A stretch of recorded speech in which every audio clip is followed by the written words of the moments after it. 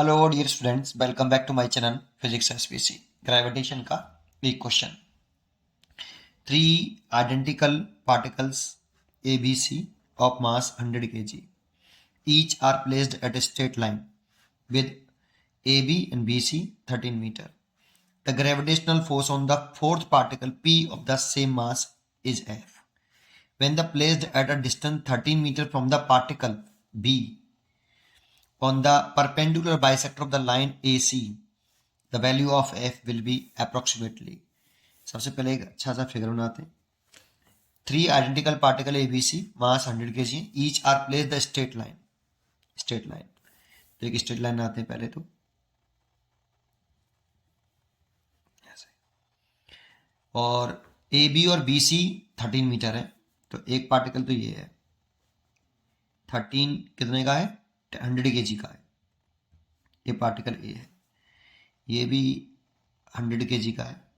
ये पार्टिकल सी है 100 kg, और एक मिडल पॉइंट पर है यहाँ पर, ये भी 100 kg का है, और ये पार्टिकल बी है। ए और बी के बीच की सेपरेशन 13 मीटर दे रखी है ये वाली, और ये सेपरेशन भी 13 मीटर हमें क्वेश्चन में गिवन है। ठीक है।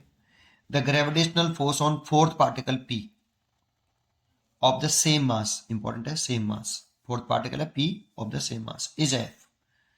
ये gravitational force on fourth particle है, दैट मीन्स नेट फोर्स है बेटा। कौन से पार्टिकल के द्वारा ये तो बताया नहीं, ये नेट फोर्स है।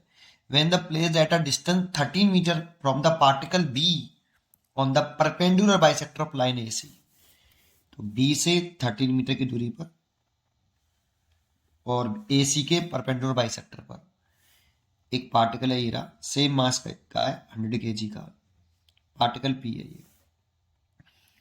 ठीक है। और इससे B से ये 13 मीटर की दूरी पर ही है, 13 मीटर के डिस्टेंस पर है। ठीक है, ये हमें समझ में आया। अब इस पर नेट ग्रेविटेशनल फोर्स दे रखा है, net gravitational force on particle P that means 100 kg, ये हमें एफ दे रखा है, ये क्वेश्चन में गिवन है। ठीक है, और इसी एफ की वैल्यू हमसे फाइंड आउट करने की कह रहा है कि एफ कितना होगा। तो देखो इसके इस पार्टिकल पर नेट फोर्स पूछ रहा है, तो इस पार्टिकल के आसपास 3 मास पार्टिकल है, तो न्यूटन लॉ ऑफ ग्रेविटेशन लगा लो। अगर 2 मास पार्टिकल है m1 m2, एक दूसरे को वो अट्रैक्ट करते हैं, लाइन जॉइनिंग के अलॉन्ग फोर्स लगता है, और F बराबर G m1 m2 over R square, ये फॉर्मूला लगा लो।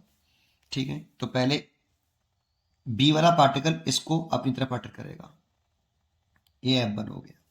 तो सबसे पहले F1 लिख लो, gravitational force on 100 kg at point P, ये निकाल लें तो F1 लिख ले रहे हैं जी 100 kg और 100 kg का मल्टीप्लाई, तो 10 की पावर 4, 100 kg और 100 kg का मल्टीप्लाई 10 पावर 4 ओवर सेपरेशन कितनी 13, उसका स्क्वायर करना होता है, देखो आर का स्क्वायर होता है नीचे, तो 13 का स्क्वायर कितना 169, और ये अट्रैक्टिव नेचर का होगा, लाइन जो निकल अलॉन्ग होगा, ये है ड्यू टू पार्टिकल बी की वजह से है बेटा, और पॉइंट पार्टिकल पी पर लग रहा है। ठीक है, अच्छा ये F1 हो गया, ड्रेसन दिखा दी। अब पार्टिकल ए की जैसे पार्टिकल पी पर कितना फोर्स लगेगा, तो लाइन जॉइनिंग कर लो पहले तो, और लाइन जॉइनिंग के अलॉन्ग और अट्रैक्टिव नेचर का होता है ग्रेविटेशनल फोर्स। ये आपका ये 13 है, तो पाइथागोरस से निकालेंगे तो 13 का स्क्वायर प्लस 13 का स्क्वायर, दैट मीन्स 13√2, ये सेपरेशन आ गई metre. Gravitational force of attraction कुछ इस तरह से लगेगा, ये F2 मान लेता हूँ, F2, तो ये F2 लिख लेता हूँ, जी दोनों मास का मल्टीप्लाई, तो इस 100 kg इस 100 kg का मल्टीप्लाई करें तो 10 पावर 4 आएगा, अपॉन सेपरेशन लिखेंगे, ये वाली दोनों को जॉइन करने वाली बीच की शॉर्टेस्ट सेक्शन लिखते हैं, ये वाली सेक्शन लिख लेंगे, क्योंकि 13√2 है, उसका स्क्वायर करेंगे तो 169 इंटू 2, 13√2 का होल स्क्वायर करा तो ये आ गया। ठीक है, और ड्रेसन दिखाई दी, ये ड्यू टू पार्टिकल ए की वजह से है। पार्टिकल ए की वजह से। और पार्टिकल सी की वजह से भी देखें तो F3 यही सेम वैल्यू आएगी, G इंटू 10⁴ और 169 इंटू 2, ये ड्यू टू पार्टिकल सी। और लाइन जॉइनिंग के अलॉन्ग देखो, अब इनके बीच की जो सेपरेशन निकालेंगे ये भी यही आएगा 13√2 मीटर, क्योंकि ये 13 है और ये 13 है, पाइथागोरम से निकाल लिया मैंने ये, और दर्शन ऐसे आएगी, ये F3 आएगी। तो तीनों मासेस ने इस पर फोर्स लगा दिया, इस वाले मास पार्टिकल पर, ठीक है। और दर्शन मैंने दिखाई दी है। अब देखो इन दोनों को देखो, ये F2 और F3 मैग्नीट्यूड में इक्वल है, मैग्नीट्यूड में इक्वल है, ठीक है। तो एक काम करते हैं, अगर ये एंगल थीटा मान लें तो ये भी थीटा ही होगा। क्यों थीटा हुआ, दोनों सेम थीटा क्यों, क्योंकि ये डिस्टेंस 13 मीटर, ये भी 13 मीटर, इसीलिए इसने जो एंगल बनाया वही एंगल वहां पर बनेगा सेम, ठीक है।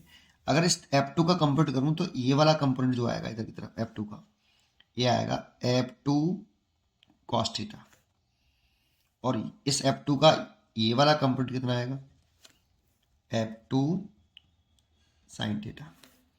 ऐसे ही F3 का कंप्यूट करूं तो ये वाला कंपोनेंट आएगा F3 sin थीटा, और ये वाला कंपोनेंट आएगा, ये वाला, इस F3 का ये वाला कंपोनेंट आएगा F3 cos थीटा।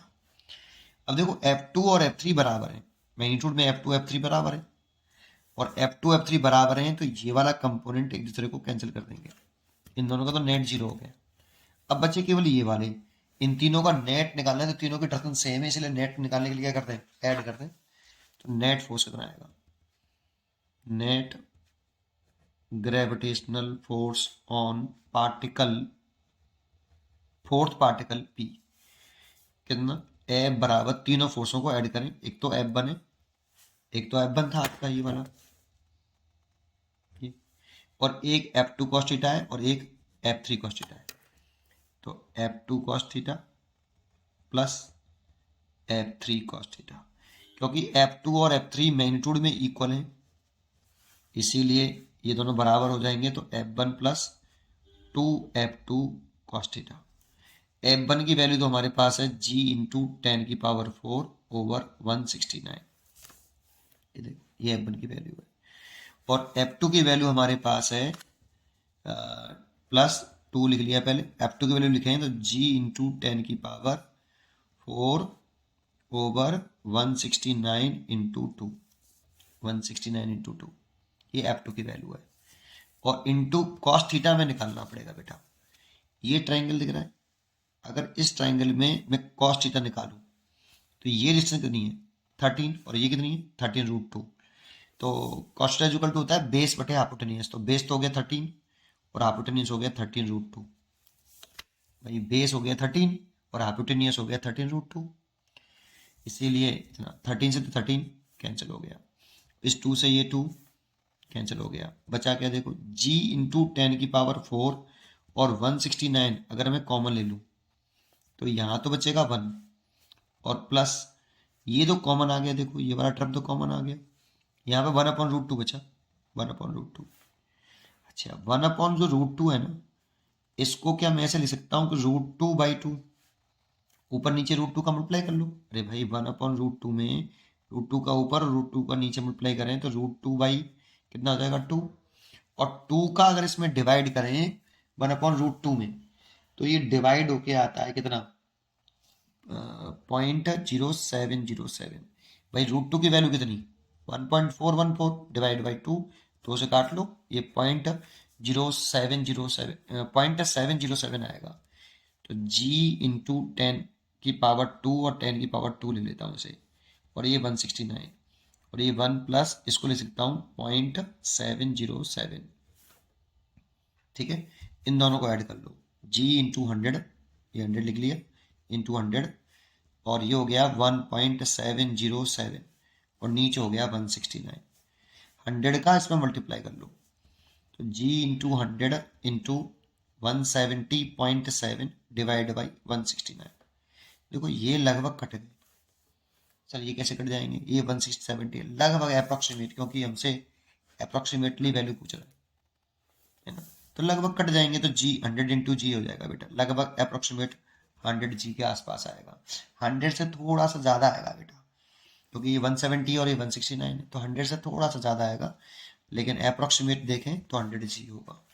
इतने न्यूटन फोर्स लगेगा। That means B choice is correct. उम्मीद करता हूँ कि आपको ये जरूर समझ में आया होगा। पढ़ते रहिए और खुश रहिए। Thank you.